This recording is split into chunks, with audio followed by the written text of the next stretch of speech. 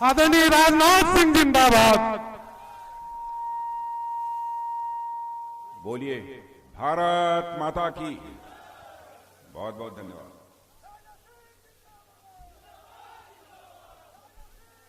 लोक जनशक्ति पार्टी के अध्यक्ष और यहां के सांसद श्री चिराग जी पासवान और भारतीय जनता पार्टी बिहार प्रदेश के अध्यक्ष और बिहार के उप मुख्यमंत्री श्री सम्राट जी चौधरी और बिहार के हमारे दूसरे उप मुख्यमंत्री श्री मान विजय कुमार जी सिन्हा, यहां के आपके चिर परिचित प्रत्याशी अरुण जी भारती, मंत्री बिहार सरकार श्री हरीश सहनी जी, श्री राजू तिवारी जी प्रदेश अध्यक्ष लोजपा, सुश्री श्रेयसी सिंह विधायक जमुई, श्री हुलास पांडे पूर्व विधायक एवं पार्षद सह बिहार संसदीय बोर्ड अध्यक्ष श्री जीवन सिंह जिलाध्यक्ष लोजपा, श्री कन्हैया सिंह जी, श्री शैलेंद्र महतो जी जिलाध्यक्ष जदयू। इस सभा में मौजूद मेरे सभी सम्मानित बहनों एवं भाइयों, जहां तक मुझे याद है लगभग 3 बार जमुई की सार्वजनिक सभा को इसके पहले मैं संबोधित कर चुका हूं, लेकिन मुझे यह भी याद आता है इसके पहले जब भी मैं जमुई आया, बहनों भाइयों, हमारे अभिन्न मित्र जिनके साथ मेरा भावनात्मक रिश्ता था, और मैं ये कहूं एनडीए में वह शामिल हुए थे जब मैं पार्टी का राष्ट्रीय अध्यक्ष था, तो हमारे आग्रह पर ही एनडीए में जो शामिल हुए थे, ऐसे स्वर्गीय रामविलास जी पासवान आज हमारे साथ मंच पर नहीं है। स्वाभाविक रूप से उनकी कमी मुझे खटक रही है। खिलखिलाता हुआ चेहरा और जिस गर्मजोशी के साथ आकर वो लिपट जाते थे, उससे जिस अपनेपन का एहसास होता था, मैं उसको शब्दों में बयान नहीं कर सकता। लेकिन जो प्रकृति का शाश्वत नियम है, दुनिया की कोई ताकत उसे नहीं बदल सकती है। जो आया है सभी को जाना है।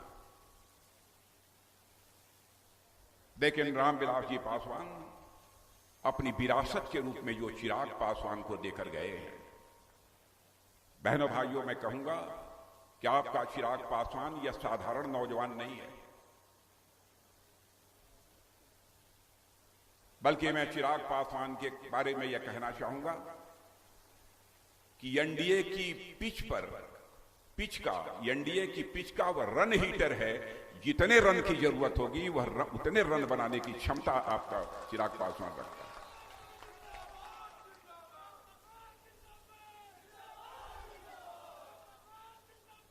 आज लोक जनशक्ति पार्टी की अध्यक्षता चिराग पासवान कर रहे हैं। मैं पूरी तरह से आश्वस्त हूं, जो हमारे रामविलास जी पासवान का स्वप्न था, उस स्वप्न को वह निश्चित रूप से साकार करेंगे।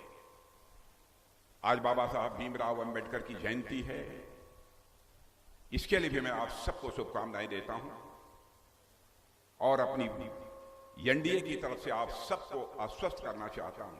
इस संविधान के रचयिता, समरस समाज के निर्माण का एक अवधारणा देने वाले ऐसे महापुरुष ने जो कुछ भी भारत के लोगों से अपेक्षा की थी, उसे कोई पूरा कर सकता है बहनों भाइयों, तो केवल एनडीए के लोग पूरा कर सकते हैं और कोई नहीं पूरा कर सकता। और साथ ही साथ आज नवरात्रि का शुभारंभ है। इस नवरात्रि की शुभारंभ की भी मैं आप सबको हार्दिक शुभकामना देता हूं। आज यदि मैं आप सबके बीच आया हूं तो यहां पर मैं अरुण भारती के लिए आया। अरुण भारती वैसे तो पहले भी काम करते रहे होंगे राजनीतिक क्षेत्र में, लेकिन प्रत्याशी के रूप में पहली बार वह चुनाव के मैदान में उतरे। अरुण भारती को बोलते हुए मैं सुन रहा था। इतना तो अरुण भारती के बारे में जिस नतीजे पर मैं पहुंचा हूं, मैं कह सकता हूं अरुण भारती एक विनम्र है, एक शालीन व्यक्ति हैं और सांसद बनने के बाद प्रभावी तरीके से जैसे भी एक सेवक के रूप में भूमिका निभानी चाहिए, इस क्षेत्र की जनता के लिए सेवक की भूमिका निभाएंगे। मेरे बहनों भाइयों, आप लोगों ने 2014 में मोदी जी के नेतृत्व में सरकार बनाई, 2019 में भी सरकार बनाई। आज यह मैं ही नहीं कह रहा, हमारे सम्राट जी चौधरी ही नहीं कह रहे, विजय सिन्हा जी ही नहीं कह रहे, चिराग पासवान ही नहीं कह रहे, सारी दुनिया बोल रही है कि अब तीसरी बार भी भारत का प्रधानमंत्री जी कोई बनने जा रहा है तो उस शख्स का नाम है नरेंद्र मोदी।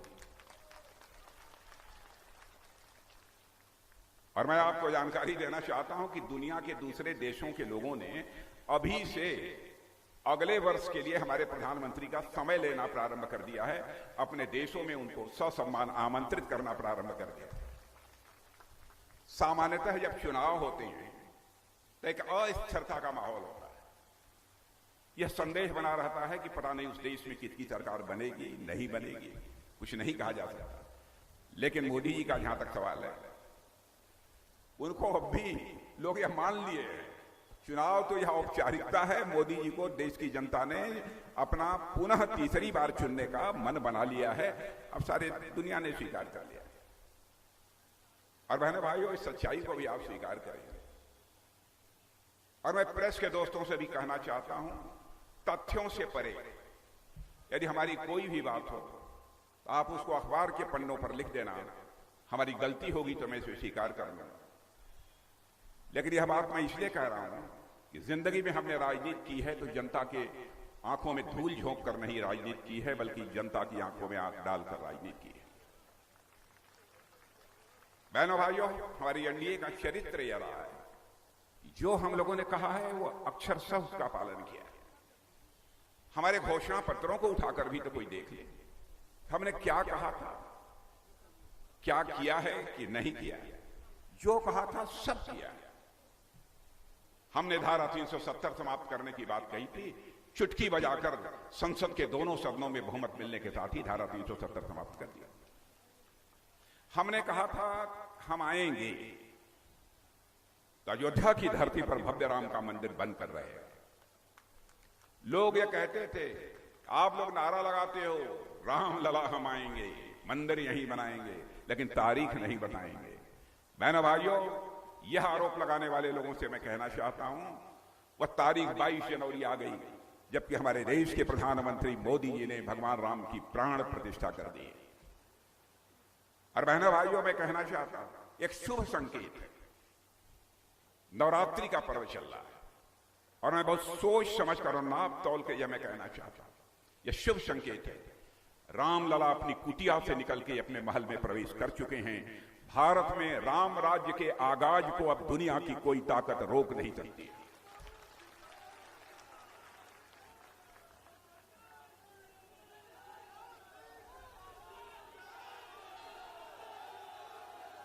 और मेरे बहनों भाइयों, राम राज्य किसे कहते हैं? राम राज्य वही राज्य होता है जिसमें कि हर व्यक्ति को, राम राज्य उसी राज्य को कहते हैं कि हर व्यक्ति को दायित्व बोध हो, कर्तव्य बोध हो, हमें क्या करना चाहिए इसकी जानकारी। अधिकार बोध से नहीं, हमारा अधिकार क्या है। कैकेयी ने के अंदर अधिकार बोध था, हमारा यह अधिकार है, हमारा ही बेटा सिंहासन पर बैठना चाहिए। इसी कारण सारा संकट पैदा हुआ था और मर्यादा पुरुषोत्तम भगवान राम को 14 वर्षों का वनवास स्वीकार करना पड़ा था। हम उस राम राज्य की बात कर रहे हैं जिसमें कि हर हमारा भारत का नागरिक, उसके अंदर यह भाव पैदा हो, हमें भारत माता का मस्तक सारी दुनिया में ऊंचा करना है। जिस दिन यह भाव पैदा हो जाएगा, भारत में राम राज्य उसी दिन आ जाएगा। बहनों भाइयों, मैं दावे के साथ कहता हूं। अब जैसे हम लोगों ने कहा था कि हम आएंगे तो 3 तलाक की प्रथा को समाप्त करेंगे। लोग कहते हैं आप लोग मुस्लिम विरोधी हैं। मैं अपने मुस्लिम भाइयों से भी कहना चाहता हूं, मैंने जिंदगी में कभी जाति, पंथ, मजहब की राजनीति नहीं की है। मैंने बराबर यदि राजनीति की है तो इंसाफ और इंसानियत की राजनीति की है। मेरे बहनों भाई, मैं मुसलमान भाइयों को बतलाना चाहता हूं, केवल मुसलमान भाइयों को नहीं, जो ईसाई हों उनको भी, जो यहूदी हों उनको भी, जो भी पारसी हों उनको भी, जो भी भारत के नागरिक हैं, चाहे किसी भी धर्म को मानने वाली कोई माता हो, बहन हो, बेटी हो, बहनों भाइयों, कोई इसे स्वीकार करे अथवा न करे, हम सब सारे लोग, एनडीए के लोग, भारतीय जनता पार्टी के लोग, उसको अपनी माता, बहन और बेटी ही मानते हैं। भले ही आपको जो मानना हो उसे मानो, लेकिन हम माता, बहन और बेटी मानते हैं। किसी भी धर्म को मानने वाली माता, बहन और बेटी के साथ जुल्म होगा, अत्याचार होगा, तो सत्ता के लोभ में कोई भले ही उसे माफ कर दे, लेकिन बहनों भाइयों, भारतीय जनता पार्टी माफ नहीं करने वाली है। 3 तलाक कितना जुल्म था। मुस्लिम बहनों पर शादी हुई 10 दिन के बाद खड़े होकर कोई बोल दे तलाक तलाक तलाक, और उसको छुट्टी कर दे। राजनीति जाए भाड़ में, सत्ता के मोह में भले ही कोई इसे स्वीकार कर ले, लेकिन हम एनडीए के लोग इसे कभी स्वीकार नहीं कर सकते बहनों भाइयों। इसलिए डंके की चोट पर हमने 3 तलाक की प्रथा को भी समाप्त कर दिया। बार बार मैं कहता हूं कि राजनीति केवल सरकार बनाने के लिए नहीं की जानी चाहिए। राजनीति की जानी चाहिए तो देश बनाने के लिए राजनीति की जानी चाहिए। मैं कभी कभी नजर डालता हूं क्या हो गया है लालू जी को। बहनों भाइयों, लालू जी हमारे मित्र हैं, उनके परिवार के लोग क्या बोल रहे हैं? सरकार बनेगी तो मोदी जी को जेल में डाल देंगे। न 9 मन तेल होगा न राधा नाचेगी। बहनों भाइयों, न 9 मन तेल होगा न राधा नाचेगी।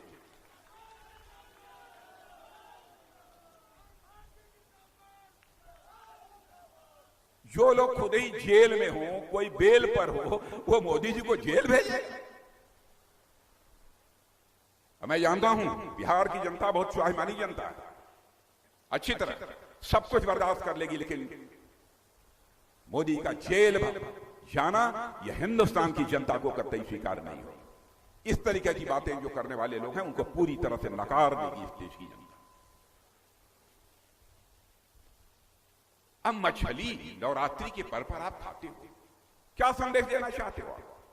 आपको जो खाना हो, मछली खाना हो, सुअर खाना हो, कबूतर खाना हो, हाथी खाना हो, घोड़ा खाना हो, सब खाओ। दिखाने की जरूरत क्या है? बहनों भाइयों, केवल वोट के चक्कर में तुष्टीकरण की राजनीति से कहते हैं कई खास मजहब के लोग इसके कारण हमसे खुश हो जाएंगे, वोट दे देंगे। लालू जी, मैं कहूंगा ऐसे लोगों को संभालिए। राजनीति केवल वोट लेने के लिए नहीं होनी चाहिए। राजनीति का मतलब होता है, राजनीति अब 2 शब्दों को मिलाकर बना हुआ है, राज और नीति। नीति या संस्कृत के नए धातु से बना, जिसका अर्थ होता है ले जाना, किशोर ले जाना, सन्मार्ग की ओर ले जाना। ऐसा राज जो समाज को सन्मार्ग की ओर ले जाने का काम करे, ऐसी व्यवस्था, ऐसी नीति, उसे ही हम राजनीति कहते हैं।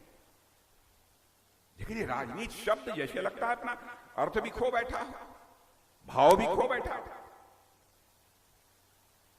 क्या क्या वादे इन लोगों ने किए थे आपसे? आरजेडी और कांग्रेस ने हमारी यहां सरकार बन जाएगी, 10 लाख लोगों को नौकरी दे दें। मैं बच्चों आपसे पूछना चाहता हूं, आप जितने खड़े हो, एक को नौकरी इन लोगों ने दी है कि नहीं दी है? नहीं दिया है तो हाथ उठाकर बताओ, दिया है कि नहीं दिया? बराबर जनता की आंखों में धूल झोंक कर उनका समर्थन इन लोगों ने हासिल करने की कोशिश की है। ये कहते हैं कि हम बड़े पिछड़ों के पक्षधर हैं। मैं कहना चाहता हूं बहनों भाइयों, सच्चाई है कि पिछड़ों के लोग दुश्मन हैं। कर्पूरी ठाकुर जी ने आरक्षण की जो व्यवस्था दी थी, मैंने उत्तर प्रदेश का मुख्यमंत्री रहते हुए उसे लागू किया था। उनके प्रति इनके मन में कोई सम्मान का भाव नहीं। पहली बार कर्पूरी ठाकुर को भारत रत्न से नवाजने का काम यदि किसी ने किया है तो हमारे देश के प्रधानमंत्री मोदी जी ने किया है। बहनों भाइयों, दूसरों ने किया। ओबीसी कमीशन बना था। ओबीसी कमीशन को संवैधानिक दर्जा मिलना चाहिए, लंबे समय से मांग हो रही थी, लेकिन उस पर भी इन लोगों ने कभी ध्यान नहीं दिया और अपने को पिछड़ों का मसीहा साबित करने की कोशिश करते हैं। बहनों भाइयों, ऐसे लोग केवल अपना घर बनाने के लिए राजनीति करते हैं, अपना परिवार बनाने के लिए राजनीति करते हैं, लेकिन हम लोग केवल घर और परिवार बनाने के लिए राजनीति नहीं करते हैं, हम देश बनाने के लिए राजनीति करते हैं। मेरे बहनों, इन लोगों ने तमाशा बना दिया। चाहे काकेलकर की रिपोर्ट रही हो, मंडल कमीशन, उसको ठंडे बस्ते में डाल दिया, मंडल कमीशन का विरोध किया, हर चीज का विरोध किया, फिर भी अपने को पिछड़ों के मसीहा कहते हैं। लेकिन चलिए, जो था तो था। बच्चों को नौकरी, बच्चों को जेल भेज रहे हैं, पेपर लीक हो रहे हैं, क्या क्या इनके शासनकाल में नहीं हुआ? ये चुनाव के समय है मेरे बहनों भाइयों, इन सारी हरकतों का मुंहतोड़ जवाब दिया जाना चाहिए। मैं आप सबसे निवेदन करना चाहता हूं, क्योंकि मैं इस धरती की विशेषता को जानता हूं। ये धरती की, बिहार की धरती की विशेषता है। जो राजकुमार सिद्धार्थ को महात्मा बुद्ध बना देती है यह धरती, और इतना ही नहीं, मोहनचंद करमचंद गांधी को महात्मा गांधी बना देती है यह बिहार की धरती। ऐसी धरती, इस धरती के प्रभाव को समझिए, इस धरती के महत्व को समझिए। और भारत के प्रधानमंत्री मोदी जी देश को जितना आगे ले जा रहे हैं, आप लोगों को पता नहीं जानकारी है कि नहीं है। आज के कुछ वर्षों पहले, 10 वर्षों पहले, भारत दुनिया के मंचों पर कुछ बोलता था, दुनिया भारत की बातों को गंभीरता पूर्वक नहीं सुनती। लोग कहते थे भारत कमजोर भारत है, कमजोर देश है, हमारी बातों पर कोई ध्यान ही नहीं देता।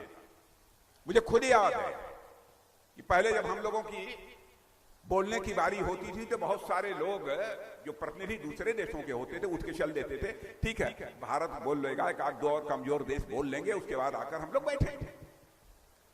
लेकिन बहनों भाइयों, आज आपको जानकर खुशी होगी, अंतर्राष्ट्रीय मंचों पर, दुनिया के मंचों पर आज यदि भारत कुछ बोलता है, सारी दुनिया कान खोलकर सुनती है कि भारत बोल क्या रहा है। यह भारत की हैसियत है। मैं एक घटना बताना चाहता हूं। कतर में, कतर देश का नाम आप लोगों ने सुना होगा।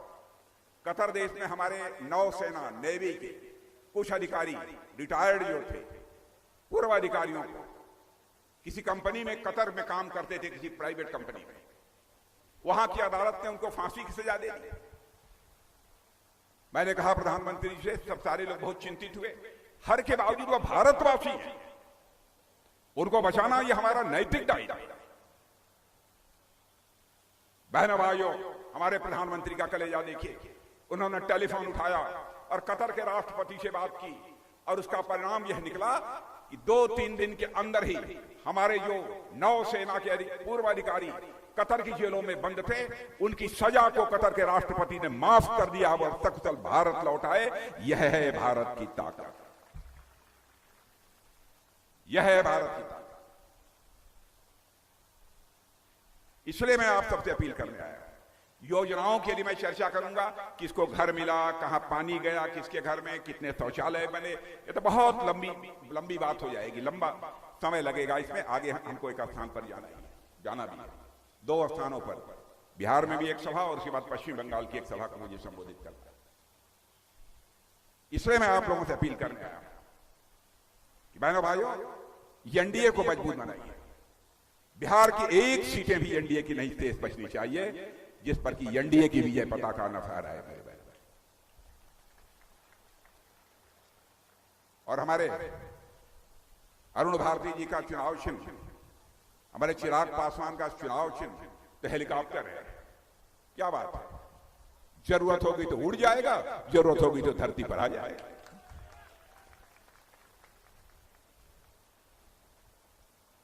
तो उस पर मुहर लगाइए और भारी मत से उनको विजय दिलाइए। और आज जो चुनावी घोषणा पत्र जारी हुआ है, मैं बिहार के लोगों को बतलाना चाहता हूं, जिनको किन्हीं कारणों से, क्योंकि ग्राम प्रधान भी गलती कर सकते हैं, कुछ लोगों को घर बनवा देते हैं, हाँ साहब इनको पैसा मिलना चाहिए, कुछ के बारे में कहते हैं नहीं मिलना चाहिए, कहीं नल लगना चाहिए, नहीं लगना चाहिए। इस प्रकार के भी भेदभाव स्वाभाविक रूप से गांव में होते हैं, क्योंकि मैं भी शहर का नहीं, मैं भी गांव का रहने वाला।